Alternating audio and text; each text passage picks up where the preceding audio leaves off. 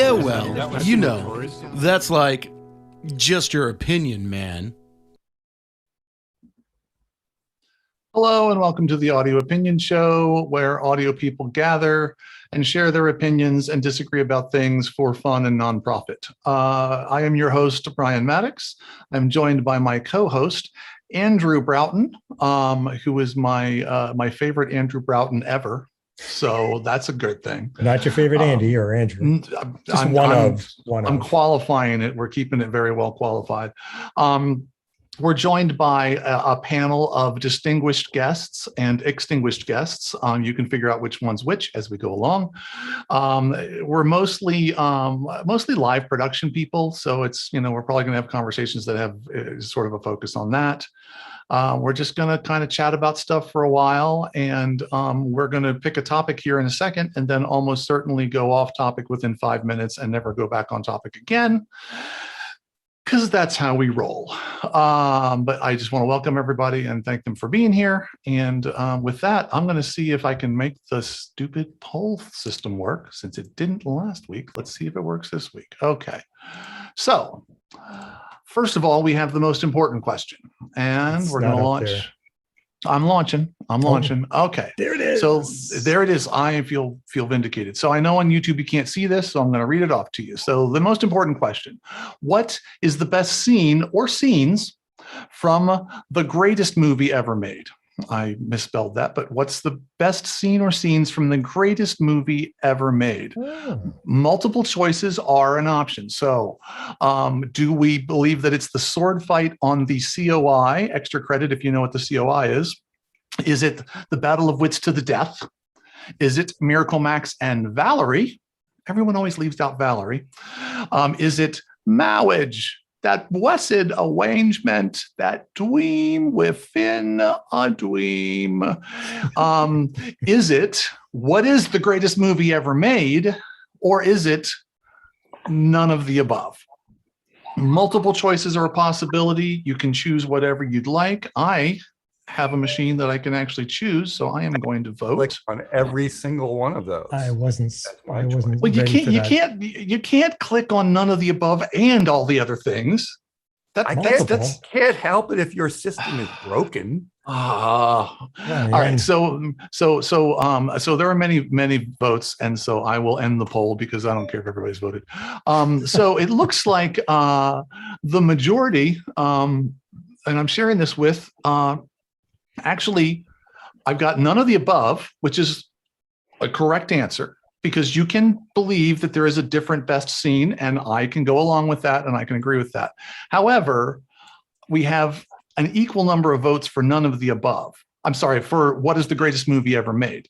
And that's the wrong answer, because we all know what the greatest movie ever made is, and it's obviously The Princess Bride.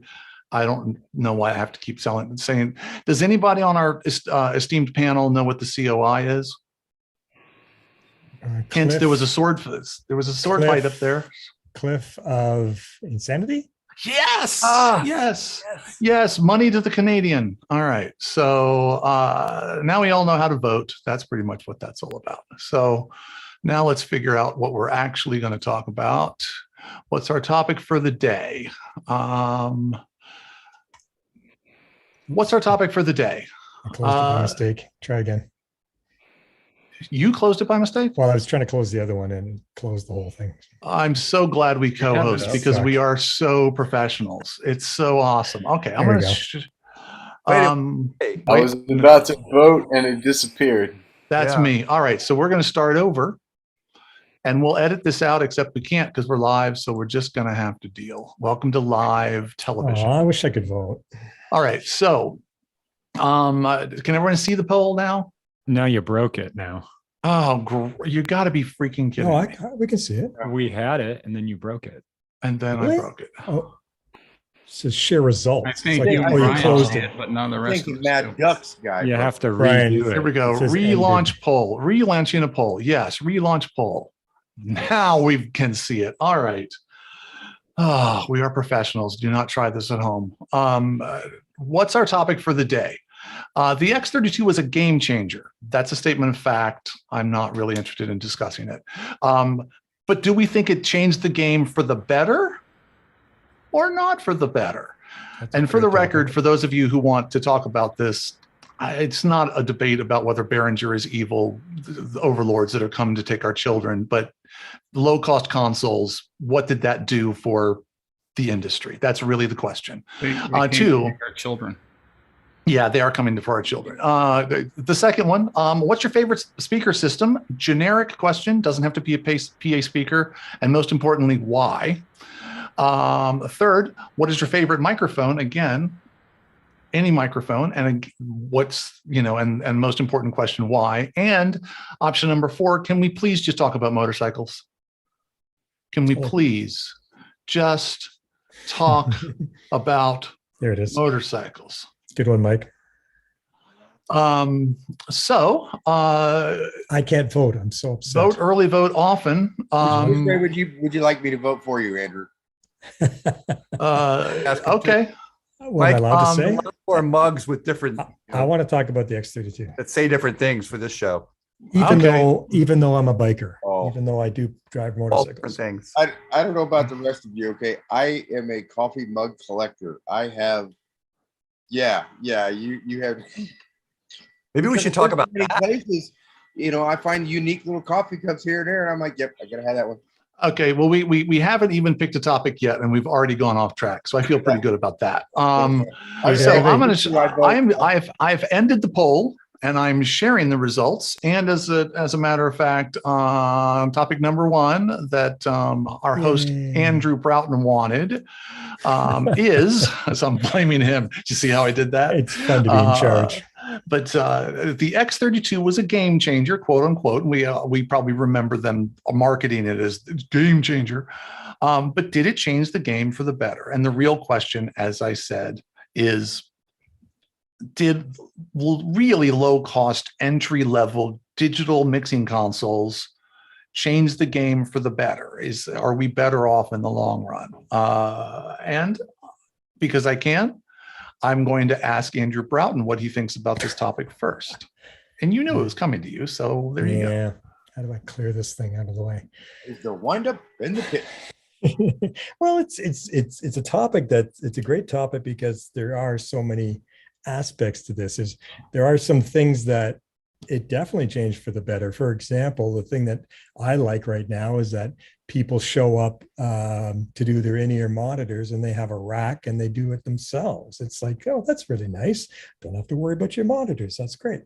I like the fact that now you could have a spare mixing board, doesn't cost much, throw it in the back of the truck and it'll get you through pretty much any show. It's maybe not the board you want to use, but now you don't have to spend $50,000 to have to have a backup console for an event. So that's good. The bad part, I think, is how it kind of devastated some companies and Midas going away, how other companies suffered because of the low cost product. Maybe it's their own fault. Maybe some of that. Like I know that. Who suffered? Who suffered? Yeah. Let's see. That's a good question. I mean, Midas? Besides company, really, Mackie? Midas doesn't exist anymore. Besides Yeah. Mackie, who suffered? Aside from that, what I'm really getting at is X32 and that genre of console.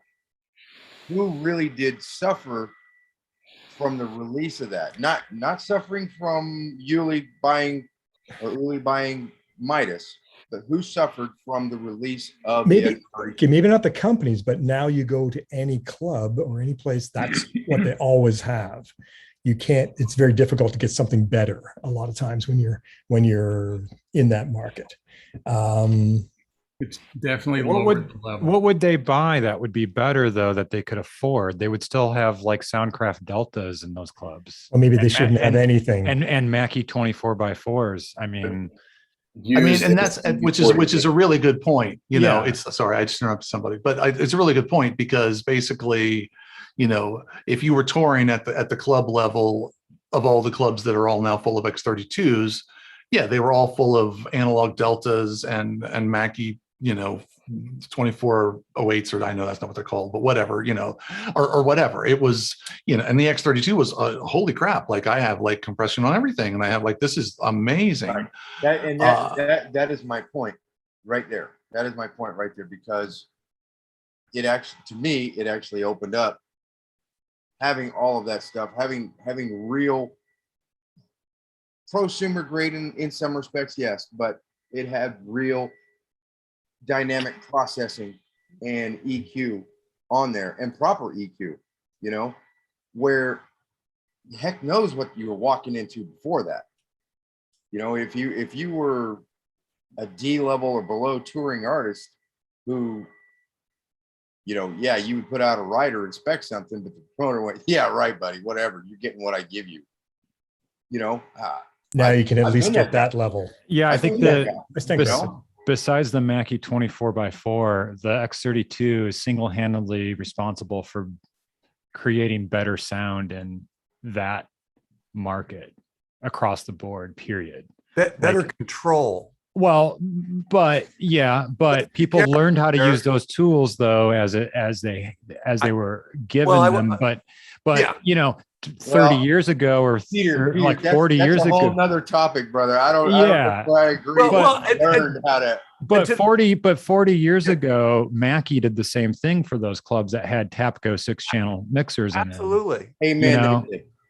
Actually, but I want to go back to something Michael said, because like, what would you find? And 30 years ago, maybe. I'll tell you what you'd find, because I know we've all been there. Especially if you went into a club, you were taking over a club system, you'd see whatever the analog console was, a Mackie or a Allen and Heath or whatever analog console it was. And then you would be horrified because you'd look where their house EQs were and their monitor EQs were, and you'd be like, and their graphics, they're always graphics. And you'd be like, they'd either be a smiley face or worse, they'd have everything down. And maybe like No. just a couple of different frequencies. I And- remember and- going into a and- club in San Francisco like that. I looked at it, I'm like, are you kidding me? There's Andy, no you game get- left. You can getting the still point. do that on an X32 if you want to. Exactly. Something though, Andy. It had the EQ would look like that, and then there was a security cover over it, and you couldn't touch it. Exactly. So we've all been there. But you could unplug it. You could unplug it. Yeah. I used to take a paperclip and just turn them off, because like most of those EQs would still pass the signal bypass mode if you just turned them off. The relays in them, yeah. They're still throwing phase in there, phase shit, all kinds of crap. Yeah. Sometimes it's good, but yeah. Yeah. You're right. And then Okay, so that's our go to next you, topic. go like, When the phase system shift never is sounded- good. That's my opinion about the X32 though. I mean, I did something for a church last week. One day they hired a local celebrity band to play for their webcast, and they had 2 side-by-side X32s, and I could come in. I brought some mics, some extra cabling, and like for like a 4-piece band, I could generate a webcast mix that sounded good. That I like that, because like Michael, you're right. It has all the tools. You know, they don't sound amazing, but they're functional to an extent, enough to get somewhere with it. You know. So the X32 dominated over the LS9. Oh yes, Well, LS9 is like 3 times the price. way more money. And Yeah, the Yeah. X32 dealer, I think was X32 dealer is like $2,200 or $2,400 or something dealer. Which you know, just to, I'm sorry, Andy, just to, you know, for people who are not like, you know, idiot audio guys, and that's all they ever thought about. Really, the thing that was game changing about the X32 was not the product itself, because the LS9 was a very similar product. We had similar capable consoles. We didn't have them anywhere close to that price point that would actually function and work. Or sound good, Brian. Like, remember the DA7 and yeah, I mean, all it was those the either awful consoles. Just they either sent the terrible. Spirit 8, you know, they either sounded bad or they were completely unreliable, and still more expensive. And that was the thing. It's like Or could do lights at the same time doing audio. yeah. Thank you, Soundcraft. That's a great idea. Now, but- go ahead, Andrew. Just thinking of sound quality, a side topic. is there actually any difference between the M32 and the X32? Are they the same board?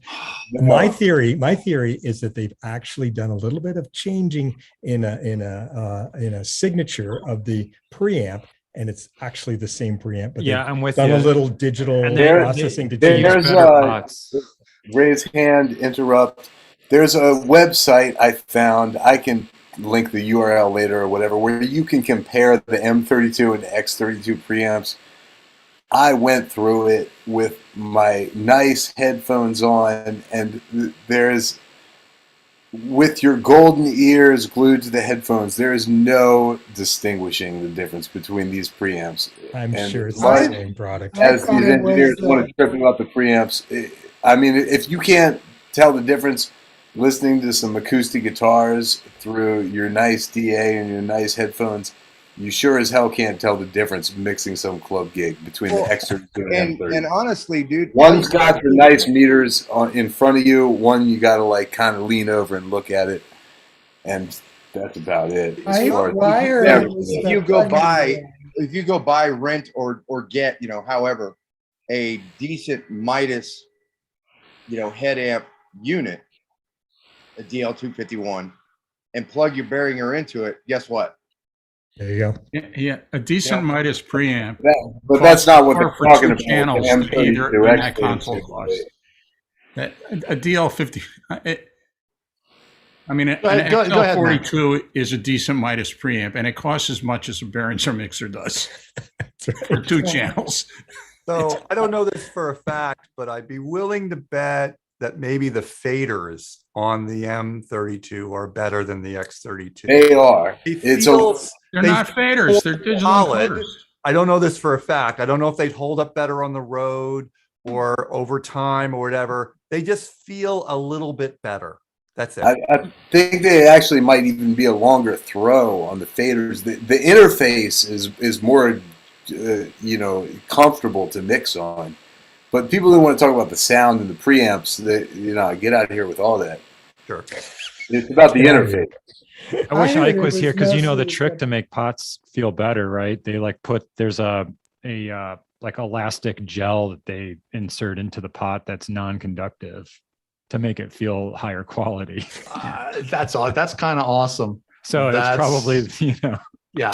Well, and I don't doubt that. I legitimately don't doubt that. And by the same token, I also would argue that there's still some validity to that. One of my huge pet peeves, not to go down a rabbit trail, of the V series consoles from Soundcraft, especially the higher end ones, was the huge difference in the encoder feel between the encoders on the screen that are super clever. They're like right on the, it's the whole Visionics or Visonics or whatever they call it is kind of brilliant. Like, I love it, but the feel of those encoders versus the encoders at the bottom of the screen are like wildly different. And from a user interface standpoint, it really throws you because, like one has a whole bunch of a resistance and one you breathe on it and it's like, it goes like, 50% up. And I found myself constantly having to mentally go,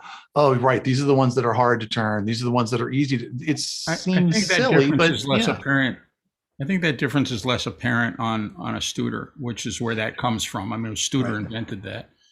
I have not used a VI series console with that, but I've used a lot of Studers, and I don't remember any difference in feel. In which case, and I can believe I could the same pots as the Studer. And I could also just be picky, Mac. It's entirely possible. I could have just been that I looked at Soundcraft and was looking for a reason to hate it. Mac, this is true. He's talking about the gain knobs versus the screen knobs, and the gain knobs do have more drag on them than the screen knobs do. You are when you mix a show, you're in a sense playing an instrument, and it's like as a sound engineer, sometimes we say, "Oh, why don't you like that guitar? It sounds great." And somebody might not like it because of the way it feels. And when you're back there and you're constantly having your hands on knobs and faders, the interface, it kind of matters, even if huge. You, in theory, could get the same result.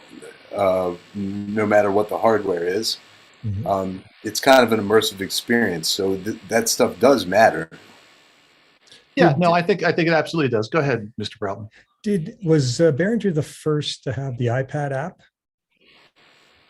Who had an LS9, iPad I app? believe. cheap LS9, I consoles? believe. Yeah, I think Or the M7? I think well the M7. maybe iPad, but you Really? use Stage a Mix was tablet out before that? PM1D, Okay. I think, right? No, not an iPad. No, Not an iPad, yeah. but I think it had a tablet. PM5D. I saw a guy walk out on stage with a tablet. It was Elton No. John. Well, His mother 5D, you engineer could use had a you could use tablet. a I Windows believe computer. if anybody was using a tablet with a PM5D, it was a Studio what was it Manager. called, Tech EQ, or it was Yeah, I'm very custom. it was a Windows. It was a Windows tablet. Yeah, I'm just talking about iOS. So you might be right. Maybe it was the M7 or LS9 before the Behringer came out. For sure. I'm not sure that that's true. But now, obviously, when did the PreSonus one? I think the PreSonus might. I mean, I distinctly remember setting up Bill Mills's M7, which is same era as and the only way that we could do wireless remote to it was screen sharing into a locally connected computer to it. So there was no native, you can just throw up a WAP and bring up it was like you needed a tablet and it needed to be running Windows that you could and now I could be wrong. That's not a hill I'm prepared to fight and die on. But needed a PC connected to it, and then you remote control the PC with a VPN thing. Right. And it didn't have motorized faders, so that it was not enough to be a game changer, at least to me. Yep. I remember the first console I did any remoting into was the Profile, because you had to use a PC, but it was the same exact software that ran on the console, and you could put it on a WAP and get it to go. Well, I'm going to throw in my 2 cents worth. But before I do, Jesse, you've got a wicked buzz on your mic. So I don't know if there's something right next to something that's making that buzz. And your gain is really high. But so I don't usually bring up this kind of this part of my career, but in this forum. But I was a church tech director when the X32 came out, and it was absolutely a game changer for me and what I was doing, simply because it allowed me to go from we had a nice analog system. We had the big Allen and Heath ML5000, and we had a pile of compressors and gates, and it was decent. For a church system, we had a decent front of house, but it was all analog. And training up somebody as a volunteer on an all analog system was very problematic, because basically, I couldn't just let them sit in rehearsal and twiddle with knobs and then push recall for the Sunday morning. From a volunteer training standpoint, it was a huge game changer to actually have recallability in a package that where my church's budget was at the time. The iLive was a system that would have been, comparable to what we needed, but we just didn't have iLive money, much less, Digico money or where did they get the money for the big Allen and Heath and all the outboard? Well, and that would have been a couple hundred probably. Yeah, it was maybe it wasn't that much. It was, but still. But your point is, well, what happened was, and this happens to a lot of churches, is they raised a bunch of capital to do the original install, and then they did the original install, and then they were like, okay, and now we've built the sound. We never ever have to raise capital for this ever again. And every capital campaign after that was to put better landscaping out and to finish the lobby and to do and going back to them and going less than 10 years later and saying, yes, what you put in here was very capable at the time, because at the time it was anything digital was, a Pro 8 or something. Like, it was completely out of the question. But, now I could really use and it was just, I need $50,000 for a mixing console was not going to happen. Like, it just straight up wasn't going to happen. But I was able to replace the whole kit and caboodle with a pair of X32s. And I basically just had one X32 as a band submixer that submixed into the other one that then had all the vocalist mics and all the talk mics and all the video and all the other junk. And, so for the price of $6,000 or something, I was able to go digital. And it really was like a total, and then I could go from using the same guy to mix week in, week out. I was able to then start training other people. Like, it really completely opened up this huge pinch point that I didn't have a solution for before that. So, it completely different kind of environment and completely different use case, but it was really, kind of a big deal. Lipnick, go ahead. Yeah. So you bring up a good point, which is this transition for a novice audio person that you might be training, for example, from analog to digital. And unfortunately, my first digital console was a Yamaha DM2000, which was a kind of a heavy lift for me at the time, because it was literally I had no other experience with a digital console. Fortunately, I had plenty of time to learn it, which was good. And then I moved on to an LS9 and an M7 and all that. But the thing that I think is interesting about the X32 is that, and this is a question, this is more of an inquiry than a statement, is it a good console to train on if you've never touched a digital console before, but you understand analog concepts? I contend it's not great for that. Maybe for some brains it is, others it's not. But I do know that if you know very little about audio, but you're used to a Mackie 1604, the easier lift to train on, and I did this with several people, was the PreSonus. Because the PreSonus has a lot in front of you in kind of a logical way. It arguably it has less traps than a Yamaha or a Behringer, and I'm not singing its praises over the other. I'm just simply saying that the simple PreSonus, it doesn't have moving faders. The ones I'm talking about didn't have moving faders. I think the ones now do, or some of the models do. That's the only drawback I can see to it. But it's a pretty big drawback. It is for folks like us. It's not necessarily for people who are coming from analog, and are just getting their feet wet with a digital console, and you've got 30 minutes to train. Andy, though, that really depends on how your brain works.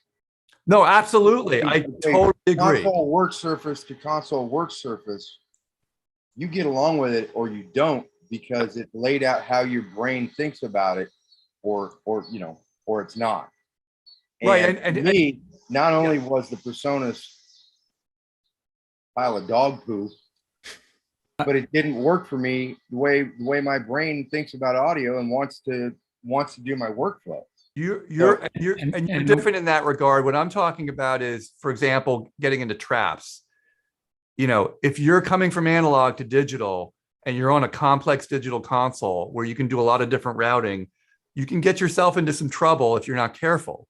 And that's my whole thing. My whole thing with digital, and this happened to me on a show where I actually got a DM2000 and I hadn't used one in years, and I made a change and I didn't realize that it didn't carry over. I made two scenes, and the second scene didn't have my patch carry over. So it went to the default patch, and I'm like, what the, and I had no idea that was going on under the hood. And there are other digital consoles where that would not be the default. The default would be you change the patch, you change the scene, it takes the patch with the scene. Yeah. Even the LS9 and the M7 do that. The last time I used the PreSonus, you can choose that or not. It's a preference. It's in the last time I used the PreSonus, that's exactly what it did to me. It repatched itself 2 minutes before we went to air. I thought you I didn't realize it until after we went to air, when I opened up the talent mics and they didn't come out of the PA. Oh, There are, hurts. but the I'm biggest one is sorry. I'm talking about is you can't even repatch the inputs. It's 1-to-1. You can't. It was the PreSonus you're talking about. I thought It you was could. the 1604, non-moving faders, Right. 16 fader bay. I thought you couldn't do that with that console. I thought that whatever you have plugged into channel 1 is going to come up on the first fader, and you can't say I want. Well, yeah, but want it I doesn't. want It, that it first doesn't fader mean that channel where one. you routed those faders is the same. Yeah. Oh, It rerouted those faders on its own just before we went to air, and I opened up live on air yikes. mics, and they didn't come up, and I had to figure out why they didn't come up. Okay. So Mac had the same experience that I had back in the analog days. Only the console said Soundcraft on it, and Mac is scarred by PreSonus, and I get it because I'm scarred by Soundcraft, and I will never ever ever become unscarred because of it. So, yeah, go ahead, Michael. Well, I trying to bring it back to the whole Behringer thing, and and/or Crazy talk. Bring us back to topic. What? Can we talk about I'm motorcycles? sorry, is that not allowed? Do I have to take a timeout now? Go ahead, sir. You have the floor. I think yes, LS9 could have been. There's a lot of things it could have been. If it wasn't so friggin' annoying. Well, the two biggest annoying things is no touch screen and the jog And wheel. this big. Yeah. Oh, I would tap the screen. I'm like, oh right, Yeah. it's not an Yeah. M7. I would Yeah. punch the screen Yeah. until it broke. Okay. However, it had the 2 layers, which Behringer didn't do. I don't know why. I think they completely missed the boat on that one. Yeah, Behringer doesn't have custom layers. No, there is. Yes, you can do yes, it custom doesn't. layers, It, but you can only do it on your laptop plugged in. Right. To it. You Right, but that doesn't count. I'm talking about Well, on it the. does if you're connected Wi-Fi. If you go ahead and connect Wi-Fi, you can walk around the room and mix off your laptop. No, on that's not what I'm talking. layer. I'm talking about on the Right. physical hardware. Right. You can't mix and match inputs and outputs. User defined layers. Yeah. Right. Yeah, there's Yeah. exactly. User defined layers. which was I feel like was a big miss. But I will say at the same time, it was, again, it's that game changer thing of it was a third of the cost of an LS9 when it came out or something. Yeah, an LS9 was like 10 grand, and you could pick up a X32 for what are they MSRP, like 3 grand?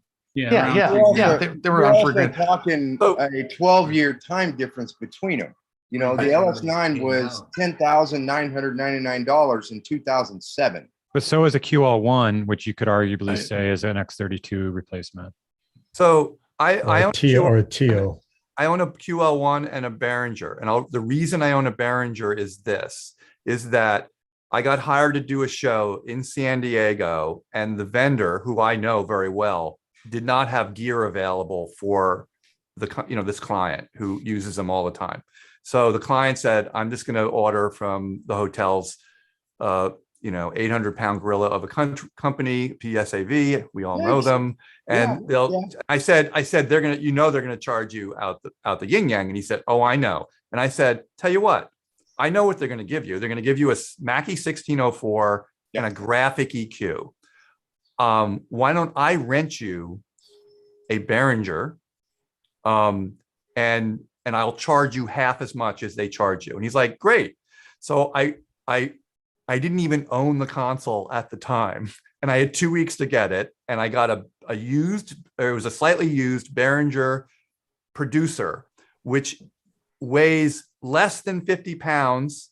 In a case, it weighs just about 50 pounds. So it means I could check it as luggage and not pay through an arm and a leg for it. And that 1 gig paid for half the console. And then from there on out, my band had a digital console. Yeah. Hey, when did they change the X32 buttons from clear to clouded? They call it the live. It was Right? very early on, because that was in the first generation. The only reason I say that is because I got one of the 2 that I bought for the church were very first generation ones, and they had the clear buttons, and it was the only other than the silly smartphone tray that, you know, instantly was the wrong size. By the time the console came out, it was already too small.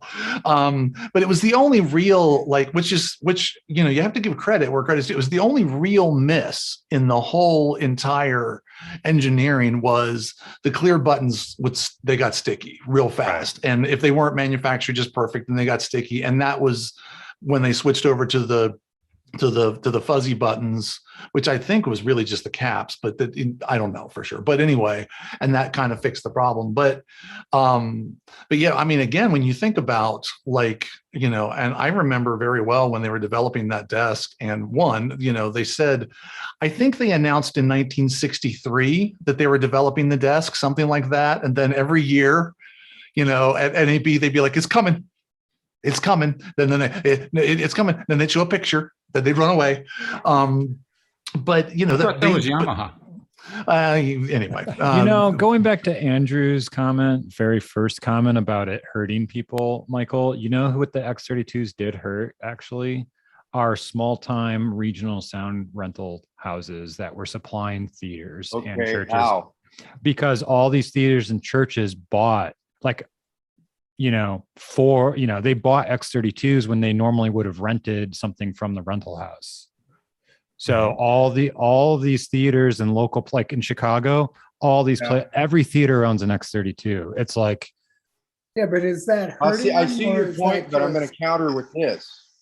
Now all those guys at those churches running those consoles became available substitute engineers for the regional sound company when they had a busy weekend and didn't have enough guys to cover it. Maybe if the relationship was good, but or they actually learned anything on their own. Well, but why would you, number one, why? Yeah, I don't know. But I mean, yeah. No, but like these theaters, like in Chicago, every theater owns at least one, but most of them own like 3 or 4.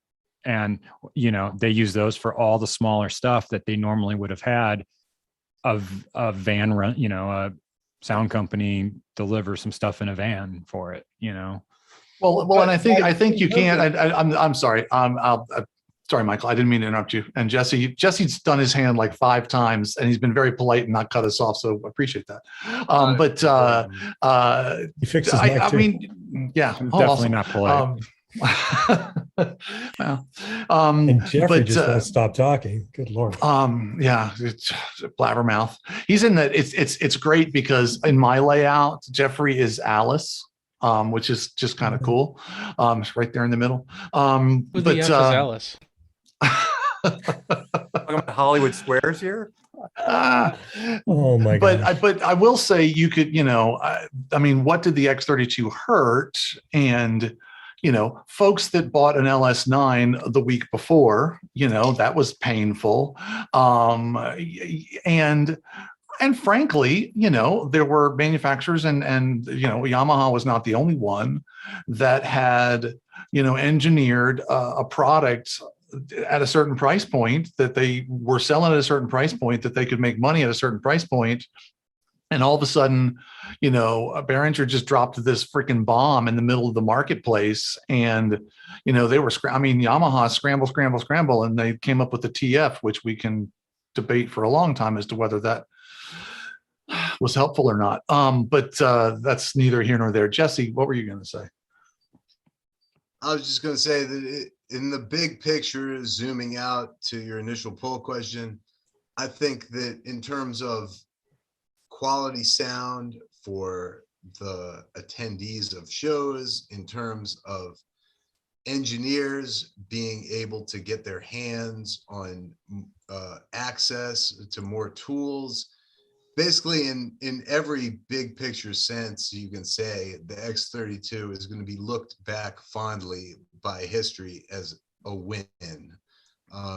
Yeah, you can talk about like if you bought an LS9 32 a month before they came out, then yeah, you're going to be kind of screwed. But in the big picture sense of getting more tools into the hands of engineers, of getting better sound into low budget venues, it's hard to argue against the X32 being a positive influence on sound in general. And I'd agree with that. Lipnick, go ahead. And then actually after Lipnick, and I'm warning you, Jeffrey, because you've been in the center of the Hollywood squares for a while. And if you don't have anything specific, but really there's really a lot of parallels in production period of just that same period of time. A lot of very low cost, high capacity tools came out all at the same time. But go ahead, Lipnick. Yeah, or Jeffrey, just talk about motorcycles. But what I was going to say is that the one thing I will disagree with about that statement about, oh, you just bought an LS9, a week before the Behringer came out, is that it did take a while. It took a while for the Behringer to become more acceptable for corporate events.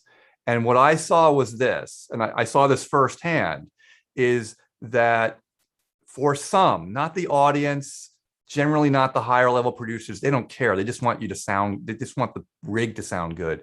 But there were technical directors or people who might be hiring the production company or hiring the sound company. You show up with a Yamaha, they're comfortable. You show up with a Behringer, they're like, eh. And it took a little while, but I think over time, now, does this still go on? Absolutely.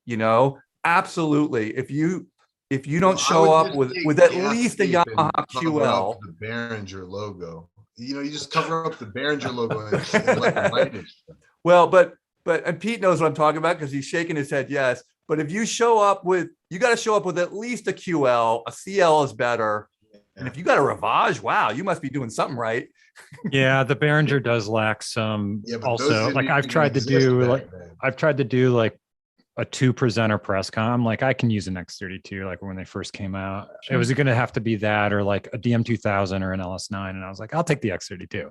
And it it did not cut it for a 2 presenter press conference. I could not make it. It was like barely worked.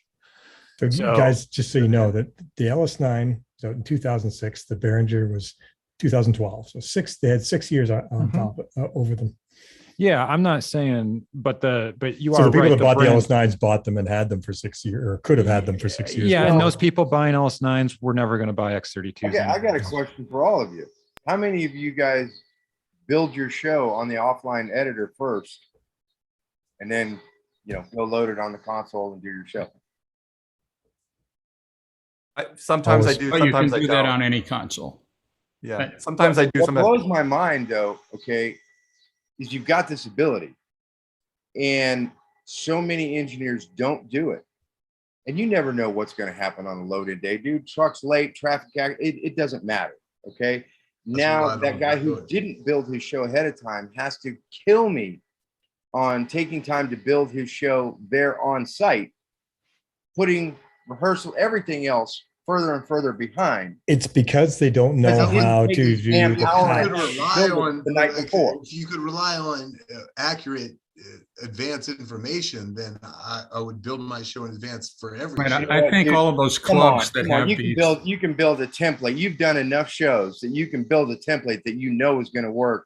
You might have a couple of curveballs in there, but you're going to have curveballs anyway.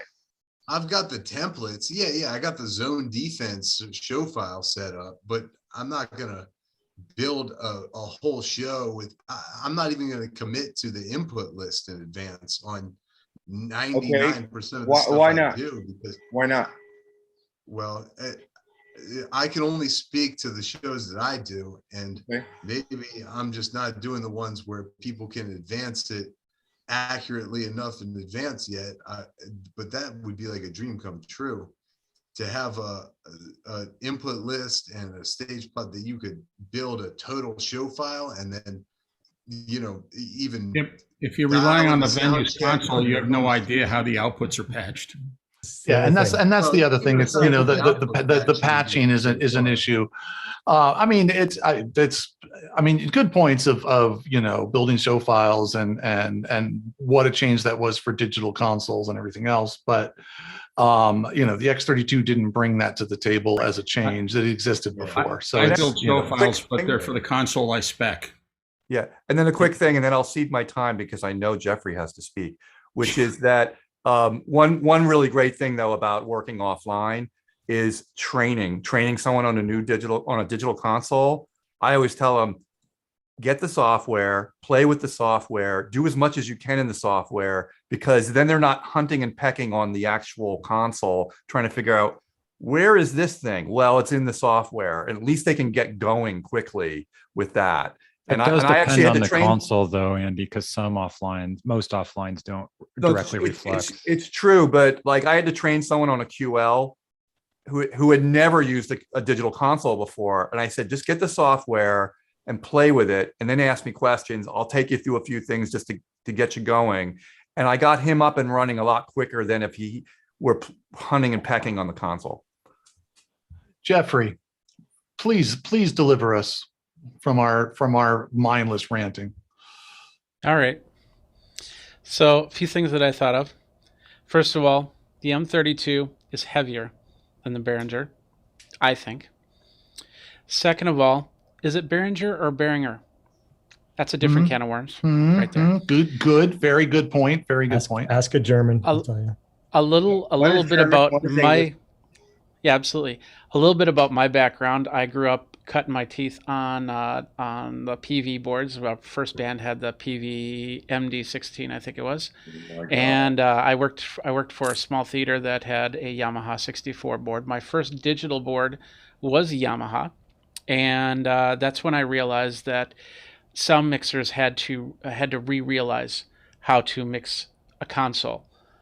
Because you could not transfer the analog content, and they still do. And you could not transfer the analog content to the digital content.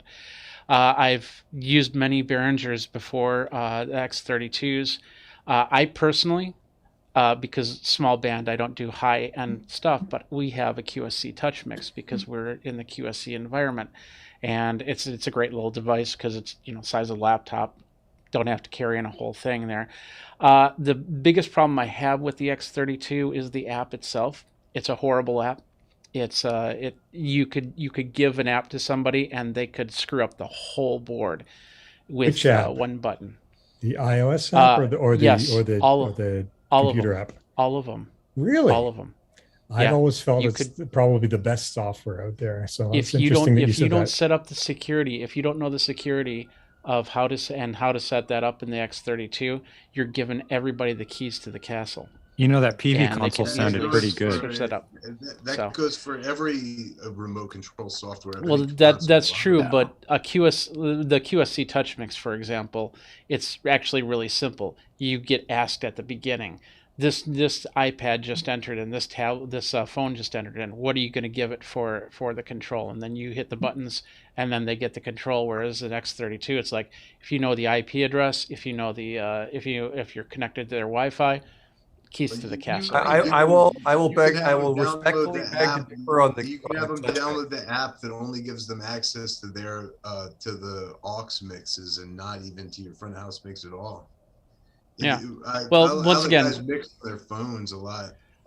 Yeah, and that comes to the next problem, and that is there's a lot of mixers, and I'm not talking beginners that grab an X32 and not know what they're doing. I'm talking about old journeymen that get into their first digital with the X32 and they don't know what they're doing from that, and that's where this problem causes, because they don't want to learn it. They're like 2 years before they're retiring or whatever. They just don't want to learn that type of stuff. They just want to move the faders and things like that. And that does bring me to the last point, and that is any of these mixing consoles need to be rethought of when you're throwing your mixes on.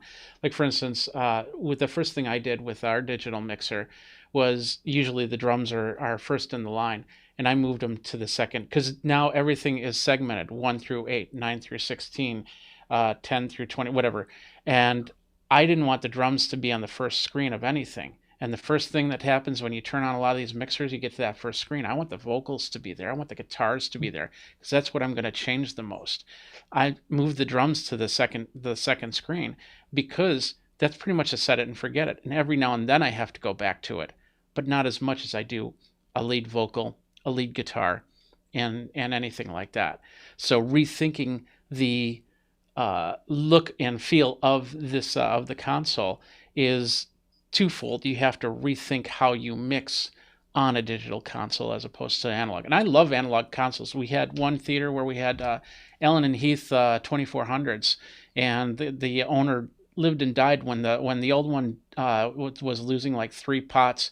We went to Full Compass down the street, and we just said, "Hey, get us another 2400." He had like 3 spares sitting in the background just in case one of them died. So I love the analog mixer stuff, but digital mixers, there's a lot of people that just they say that they're professionals, but they just don't want to learn how to use them. There was Adam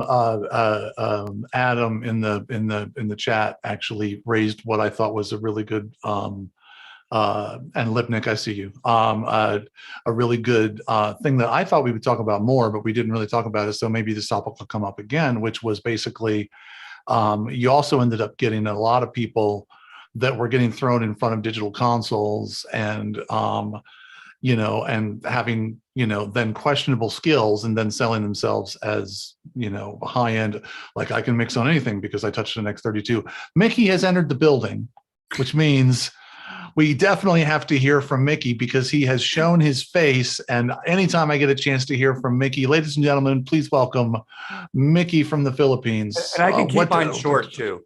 And that's fine. Well, I'll come back to you. I promise. We won't leave you out. Go ahead. Go, Mickey. Tell us something wise. I wish. Yeah, I'm just gonna do a quick hit and run, but actually, what I was gonna say was along the same lines of I can draw parallels with the whole DSLR revolution and the democratization of filmmaking and all that, and with the relatively affordable like Zoom type of recorders.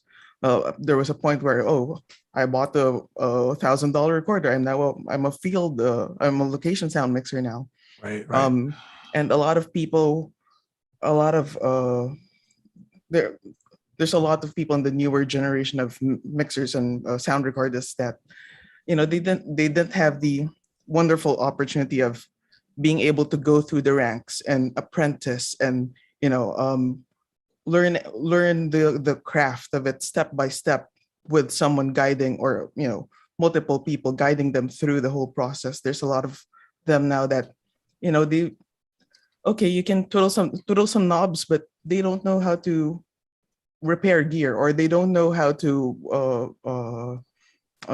coordinate frequencies. I think that's one thing that with Andy's question earlier about who could this be hurting? It might be the newer generation that don't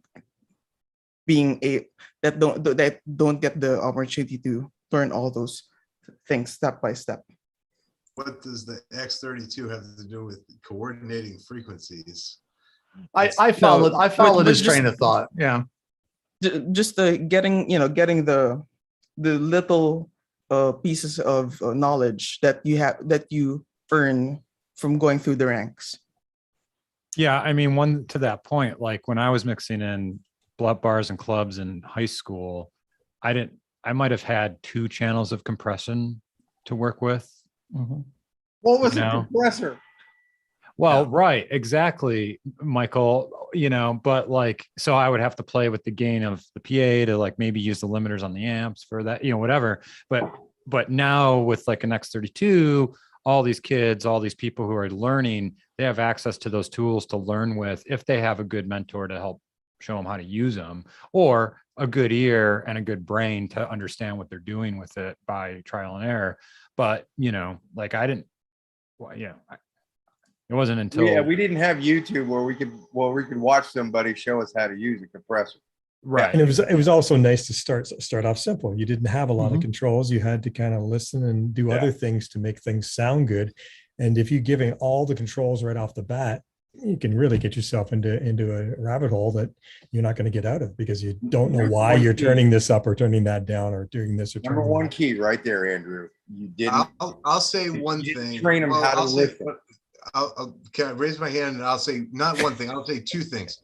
I'll say one thing that I hear what you're saying, Andrew, is about not just the X32, but digital consoles in general. But I've noticed especially on X30 M32s is the levels of resolution that you have access to are unnecessary. Like I don't ever need to be adjusting my compressor at decimal points of ratio, like 4.1, 4.2.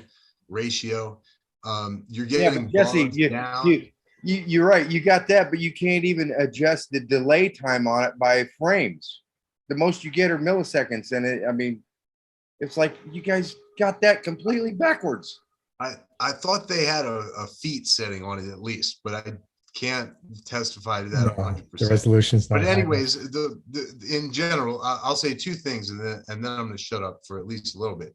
But I'll say that kind of goes for digital consoles in general. But the X32, I do notice, has these like insane levels of resolution that you can adjust things to that will potentially bog you down if you're not careful when you're trying to mix a show with decimal points of ratio, or do I want 80 or 90% of my compressor to pass through, all these things. But that kind of goes for digital consoles in general. But the positive side, I think in general, you're on the wrong side of history if you don't think that getting tools in the hands of more people at more affordable prices, if you don't think that that's a good thing, and you want to go back to the times when you only had 4 channels of compression and you had to choose if you wanted to put them on the kick or the vocal, like, you're going to be really on the wrong side of history with that. The stuff like the X32,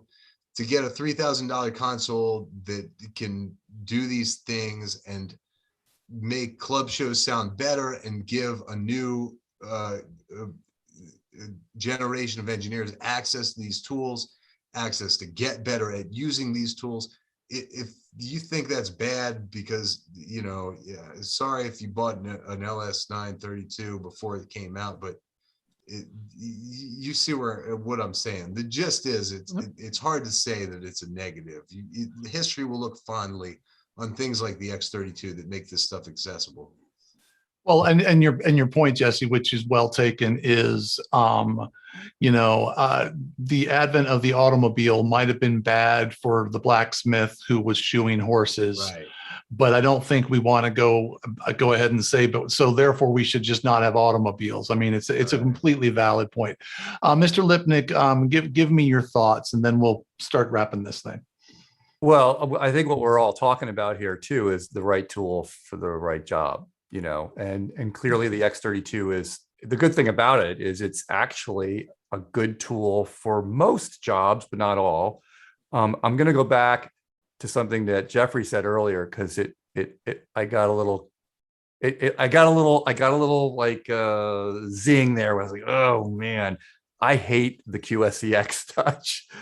I think it's a good product for if you're a band and you need a rehearsal mixer. Maybe you're just doing like a breakout room as part of a corporate event or something really dumb and simple like that. But that is not a good operational tool. You can't do more than one thing at a time. For one, as an operational tool, I tried. You can't. Not very well, not very easily. And I had to do what my little tiny story about that is that I got hired to do a show, and it was just a simple sort of like very simple meeting. And they said, we're going to send you one of these things. I'm like, okay, are there any cues to run? Like, am I going to be playing walk-on music? Do I have to do any of that? And they're like, no, you're just going to turn up some mics. I'm like, okay, I warned you. That's all we ever do is turn up some mics. Yeah, no, Every but show. This was actually the guy I was working with said, oh, I've got a whole list of play-ons. I got all this. I'm like, do you see what I'm working with here? And I there was no way to do it smoothly with that console because it doesn't have, it may have, I don't know if it has multi-touch or not. If it does have multi-touch, it doesn't work very well.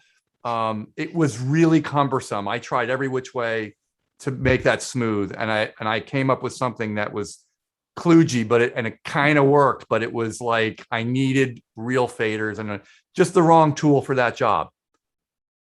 Just saying. But I digress. The X32, great tool for most jobs. Wish I had it on that show. Well, and Nathan, sorry, I'm because I need to wrap us now. Yeah. If you got something real quick, go ahead. Well, the Touchmix, I think, is amazing.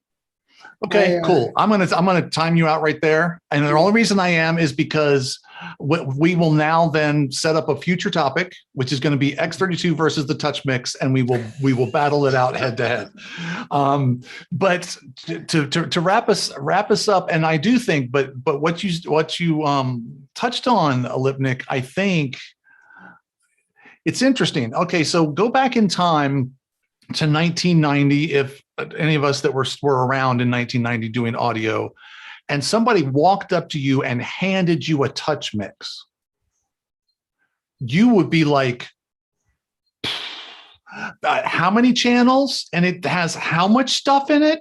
And it does 99, what? In 99, the Novasen 16 channel was that was right. That. So let me finish my point. So basically, if somebody in 1990 handed you this thing, you would be completely blown away by it. What the X32 did is it made something like that would have like blown our minds. Now we're like, but I can't do multi-touch, but it doesn't have recallable head amps, but it doesn't have, because all of these things that are really very high-end stuff. Like, does anybody remember when the PM5D came out with a recallable head amp version and a non-recallable head amp version? Because that was a big fat hairy deal. And then suddenly, we've got recallable head amps in a console that costs $3,000. So, but I wouldn't have wanted to run a corporate show on an X30 on an X Touch. Sorry, Touchmix. That's the one I was thinking right. of. I would not have wanted to run a corporate show in 1990 on that console, because as wonderful as it is, it doesn't give you the control you need. But the idea that the X32 came in and basically just shifted, it literally moved the goalposts of what we find acceptable. That's not the only thing either, Brian. The marketplace. Look what it did. Oh, exactly. I mean, it shifted the whole marketplace. It shifted everything. Up till then, the cheapest console you could get was 10 grand. Now all of a sudden you've got a digital, a 40 channel digital monster for $3 grand. Wow. Yeah. So I think, in summing up, and then I'm going to let us go, and then we'll chat afterwards about how much we hate the Touchmix. Sorry, QSC. I've never used one, so I have no opinion. But yeah, I think, kind of at the end of the day, our final analysis is, yeah, it was a game changer, and it changed a lot of things for the better. I think it got more people into the business that wouldn't ordinarily have gotten into the business. It raised the bar of skill level, because people were operating, very advanced digital stuff, at kind of the entry level. And, it just kind of made it accessible to a lot, it made higher end audio tools available to a much larger audience. And I think that's a good thing. With that, I'm going to say thank you to my whole panel, and thank you to those on YouTube who apparently are watching us live, because I looked over and there are people chatting. Like, hi, Jay. Like we have threes or fours of fans. It's like mind blowing. So anyway, I brought we're thank you, Jeffrey. And bring, by all means, bring more. If I can get up to be able to say we have a dozen of fans, I'd be like feeling pretty strong. But anyway, thank you all for joining me. Thanks for joining us on a Thursday night. If you're watching this later, you're interested in getting involved, just click the email in the description below this video when you're watching it, and I'm happy to add you to the list. Or if anyone knows anyone that might be interested in joining us who has an audio opinion, you're more than welcome to join. Thanks for watching. And Andrew, if you could roll that fabulous bean footage. Here it comes.